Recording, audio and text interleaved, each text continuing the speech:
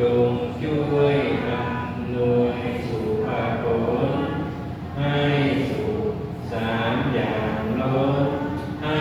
รู้ถึงนิพพานกันด้วยบุญนี้ที่เราทำแล้วอุทิศให้ปวงสัตว์เราบันได้ซึ่งการตัดตัวตัณหาอุปาทานสิ่งชั่วในดวงใจกว่าเราจะถึงนิพพานมา